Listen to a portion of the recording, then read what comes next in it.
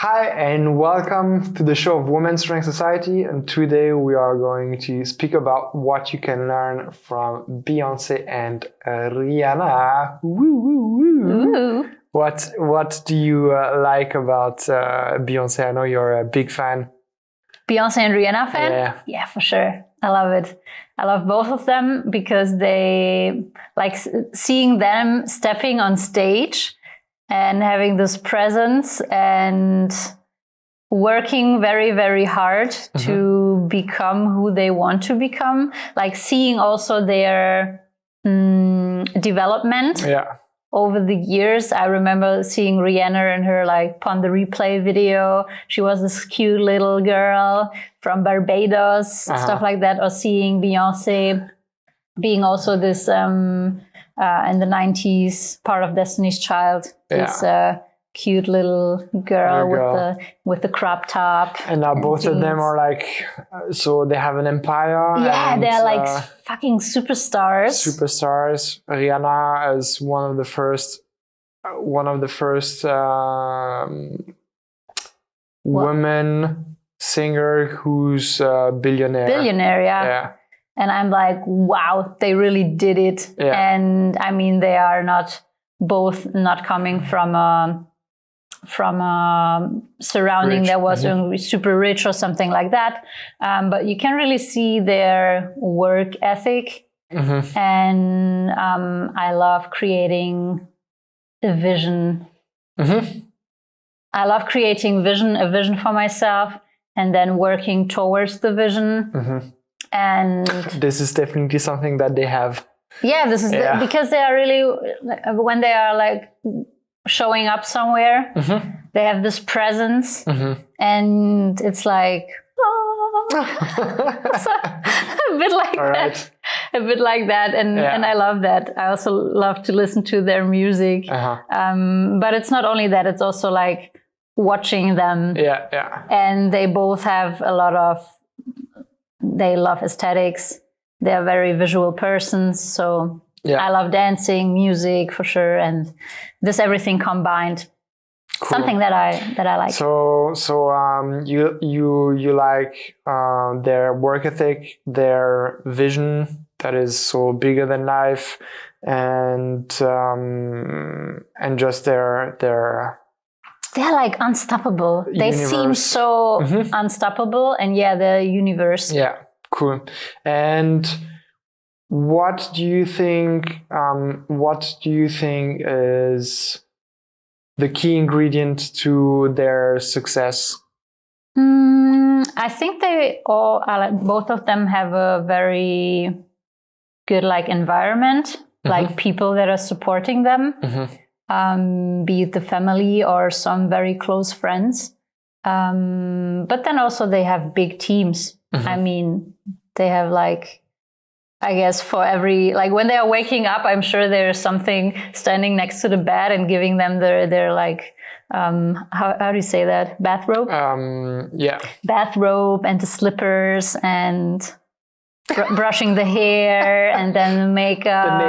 The nails. And then you're going to, I don't know, have your breakfast and then you're going to work out. And then all of the meetings, and they have, I guess, for every task of the day, they have a person that is like the head of this task. Yeah, definitely. And that supports and coordinates what needs to be done to get where they want to be. I remember when I was still working as a musician, singer, they were always a bit special, and we also made fun of them, which is a bit unfair, but it was part of the game. And what was quite interesting already back then, so it was, of course, never at the kind of level of Beyoncé or Rihanna, but it was super interesting to watch because they obviously had a coach or a teacher for singing, but then they also had some support for the style, for the makeup, and also they worked a lot on the presence. What kind of move, and sometimes it was the same person who was doing that, but sometimes it was different person. And I also had a girlfriend who was working in a musical, and then they had like a whole team, like you were saying, about also dancing, about staying in shape and that kind of stuff. And this is kind of the point of this episode today, is the kind of person that have those vision and that they manage to realize it and make it become reality and not just a vision. Yeah, really like exceptional, creating really exceptional results in their in their own world. Yeah. Then they always have a huge support system. And like you said, from families and close friends, but also they have like huge team, because like it's a business. When we say like, hey, Rihanna is billionaire, it's not just like Rihanna, but it's a business. There's a lot of people that work behind the scenes to make it happen. She's at the forefront. But they have that kind of support and team, and we don't want to directly compare ourselves to the team that supports Rihanna and Beyoncé, but this is the kind of, with the same work ethic that we try to have or get inspired by. This is kind of the stuff that we want to do with Women's Strength Society. And maybe you can give us a few examples, like very concretely, with a few of the clients, when that was very valuable to them to have someone in their corner to help them work on their vision, or just to have that kind of support system. I think I'm like what's like one of my specialties is to be a bit fearless when it comes to setting goals. I can set for myself pretty high goals. I'm not scared of them. I mean, some of them are scary, but still I set them for myself, and I'm like, okay, I will figure out a way to get there. And I'm a huge believer. Like, I believe in myself and my abilities. And even if I don't have the abilities to get where I want to be, I believe that I can find a way to build these, what did I say? What was the word? To build these abilities? Skills. Yeah. Over the time, and figure them out, so that I can do the actions that are required to get where I want to be. And I'm transferring this to the work with my clients. Because not all of them have this. This is not something that is supernatural to a lot of people. Yeah. Also not supernatural if you are struggling with confidence, or if you have a history of, I don't know, being bullied for something in your childhood or in your youth, and there is always this big insecurity inside of you. You will probably not be like, hey, I want to achieve this and that, which is super high on the skyrocketing results. But you will always maybe downplay things a bit more, so that you are secure that the probability that you are achieving that is higher, and that you don't risk failure fail while working towards that goal. And I totally understand that, and I can be very empathetic with my clients. I hope so.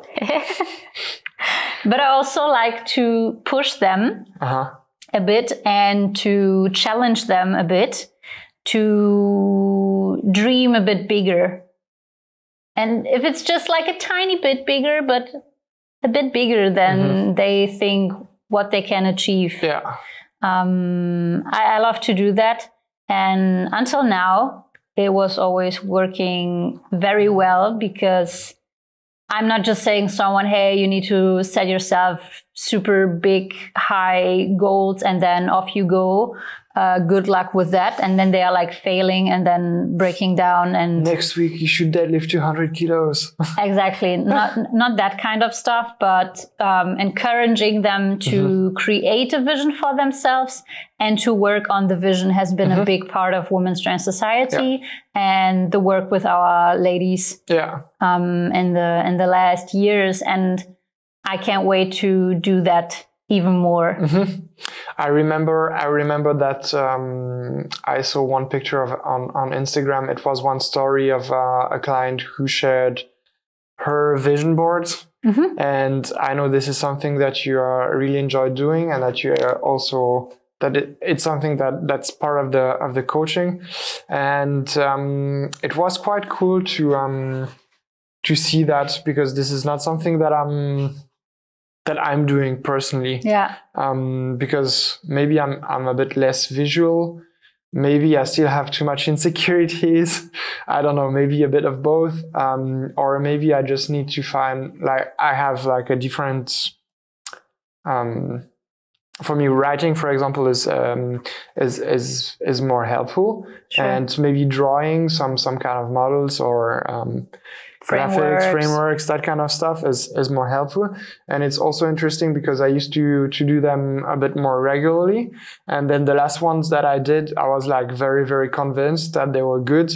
And now, instead of writing new ones and trying different things, then I go back and I'm looking at them to really work on that vision. But what are some of the things that you do and that we do in Women's Strength Society to help women work on their vision, like very concretely? And just spoken about vision boards. Yeah, I think a vision board is for someone who is a very visual person. I'm that, like, definitely. I love it. Like everything I'm creating. Maybe, sorry to interrupt, but maybe you can speak about the shot, the program, the shot, because I know this is something that is happening right now. And this is also something for someone who might be a bit less visual, who's prepping for a photo shoot, then it's going to be a part of it. And absolutely. So we have this photo shoot prep program called The Shot. It's a 20-week program that prepares a group of women actually, for their first ever photo shooting. And it starts really with just opening the head and thinking about, who do I want to be on that day? Like, so kind of visualization. Yeah, exactly. Like, what is the person I want to show up as on the shooting day? Is it and it can be also like different characteristic, different roles I want to tap in, because this is how I'm preparing my photo shootings. I love photo shootings because it allows me to create different kind of visions or show different facets of my vision. Different character, like when I'm preparing my photo shoots, and you can see that also in my pictures. It's from like trying to look like super hot and dark and with a lot of makeup to having like no makeup at all, just like waking up and stepping in front of the camera, natural look. Like natural beauty. And these different kind of looks. I love that. And I wanted to bring that to my clients. And so we created The Shot. And currently they are preparing their vision boards, or they have their big vision board, which is just a big brain dump of pictures they like, poses they like, outfits, like, it doesn't have to be like everything on one picture, but maybe just a small detail they liked on the picture. So really a big summary of all these things they like visually. And now the next step is, and we are doing this in like group call setting, we are trying to get a bit more focused. So we are working now towards the shoot day, which is in a couple of weeks already. Woo. And now we want to get more into detail, because we want to find, okay, when you're looking at all of these pictures, what is like a reoccurring theme that you see that you like? because it's not maybe the same that I like.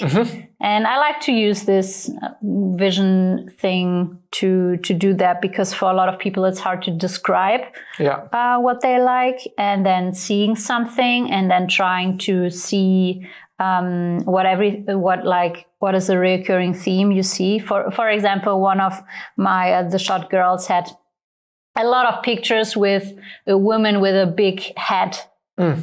Like a very big head, and really like this ladylike big head. And there were a lot of pictures. And I was like, okay, that's a theme. I mean, you don't have to do the head thing.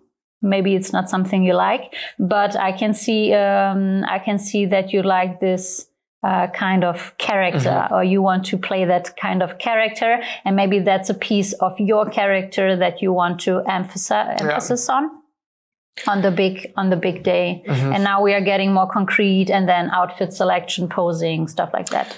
And so the way you describe it is, because what I associate with the vision board is something that is pretty static. So it's like you go, do your vision board, and then it's done. Yeah, and I think a lot of people think of it like that. Yeah, like they're preparing a vision board for the year, and then that's it.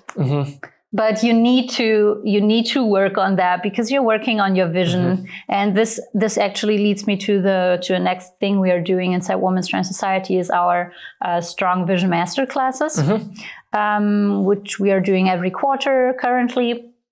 And it's about like not taking the time just once a year in December to prepare your next year, and then it's 12 months later passed by, and you're sitting there looking at your vision board, and you're like, I haven't really done that. Like, what were I was doing maybe some different kind of things. I haven't maybe even remembered what I put on my vision board back then. So we have this quarterly master classes to really go into, or more regularly have a look at how are things going, what are the themes for the next couple of weeks, what are struggles, what is some resistance that is showing up, and how can I work through that? Because this is something that a training program and macro goals won't give you.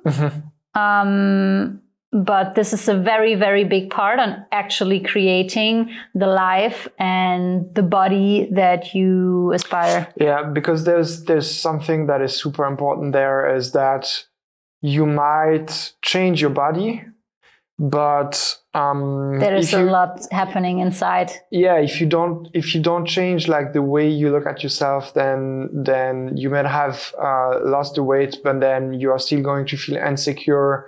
You are still going to not trust yourself to wear some clothes or to act in a certain way in different situations.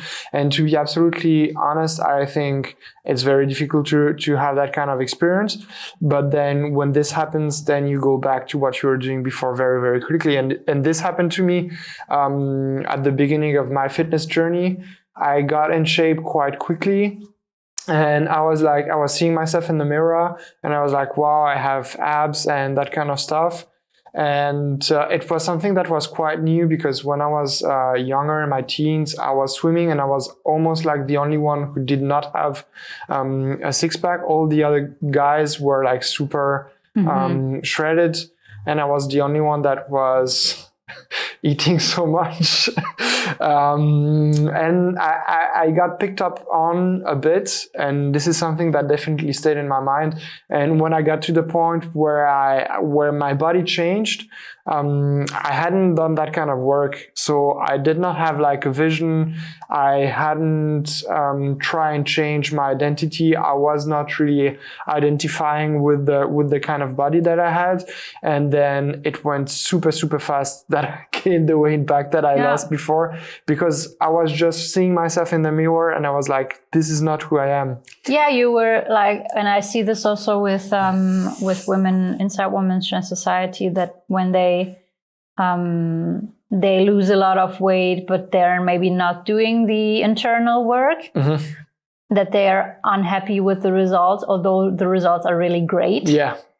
But they are picking the things that are not good, and they can't see. It's really, really hard for them to see the work that they have done. Yeah. And the process that they have been through.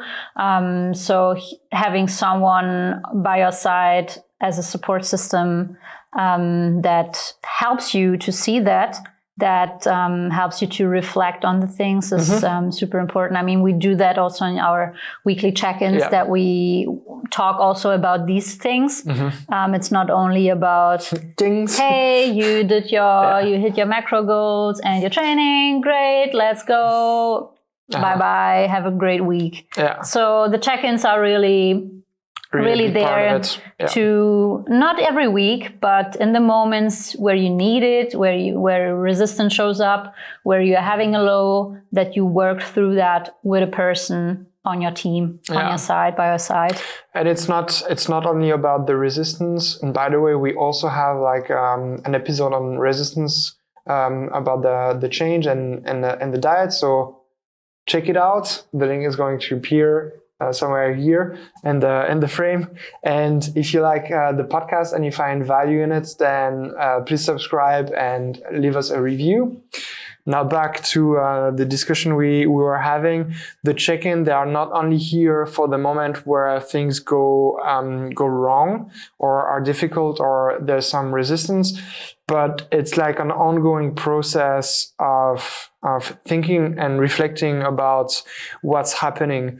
And sometimes it's difficult because it looks like nothing is happening. And the process is more about like keeping the ball going and keep doing the stuff that is already working.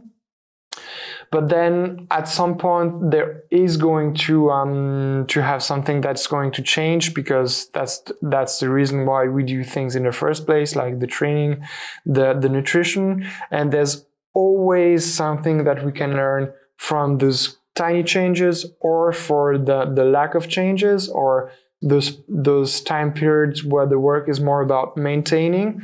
And it's very interesting because one of the person I'm working with, at the beginning it was the check-in were not filled out properly, or it was skipped, or some part of it, some question were just like left out, and I was like, hey, do it. Answer. and take the time. And it's great because it really was super interesting to see that the results and the quality of the training after I challenged that person really changed, really got better, and now like the whole mind frame and perspective are completely different. And I know, like, if we stop working together now, then I know that the work we've done has been very successful, and that person is going to be able to maintain those results just because of so much has happened in her mindset. Yeah. And this is the work that oftentimes people don't do or don't think about, even when they start their fitness journey and try to get in shape. It's like doing the internal work that actually leads to true empowerment. Yeah. And feeling like powerful and being proud of the results, the process, the work, the failures, the wins. Yeah. Like seeing it, or really, how do you say that? I forgot the word. Development? Nope. Yeah, not self-development. But that's the work that we are doing inside Women's Trans Society, and therefore you need a team. Therefore you need people that are helping you to do that, so that you're not doing everything on your own. Because when things get hard, when things are not working as well, when you get sick, when something happens in your life, these are the moments where you need the support system, and also when things are going great, then you want to have someone to share it with and to celebrate it with. Not only because that, celebrating it alone is not as much fun. Yeah, not only that, but you also want to have because when you are in the process, it's very difficult to see what's happening. You also want to have someone to help you reflect on what you're doing right, so that we can, I always say, we do more of this of the good stuff and less of the bad stuff. You want to have someone who helps you see what is the good stuff, what is working, so that we can double, triple, quadruple down on this, and then do less of the rest. Yeah. So this is a big part of the work we do at Women's Strength Society, and what you can learn from Beyoncé and Rihanna is to create that vision, to really invest the time to create that vision, and then to have the support system to make sure that you are actually doing the stuff that's going to help you create that vision and make it real. And it's not going to be only something in your mind, but it's going to be your new reality. And this is definitely a big part of the work that we do at Women's Strength Society. And also having someone who believes in you, who challenges you, and who gives you like the extra push to do things that you maybe think are not possible to do. Yeah. But then doing them regardless and surprising yourself. Absolutely. And being like, wow, I did that. And be surrounded by other people that go after it, that have big goals and that work toward the vision. This is why we have such a great community. And this is the kind of stuff that is needed if you want to make like a long-lasting change. It's going to be much more than just like, is gluten good or bad for you? Should I do more or less back squats? Maybe should I do just like the hack squat? So you need just a bit more than that kind of very specific stuff that is of course needed. But you need some big bold energy. Yeah, you need that kind of energy, which is you're going to find it at Women's Strength Society. And if this is something that is interesting for you and that you want, then please contact us so that we can start working together. Inform yourself about our membership, get on a wait list for our next opening. And if you're ready to start right now, then like I said, just contact us. And do you have anything to add? Yeah, I would love to spread even more big, bold energy to as many women as possible. I have so much of it, and I have really enough to also be very generous. To be very generous and to give that away to the women that really want to go all in, transform their bodies, live their boldest life, and go after their goals. Cool. Then let's do this. Let's do this. Hopefully see you in our new membership within Women's Strength Society. And until next time. Bye.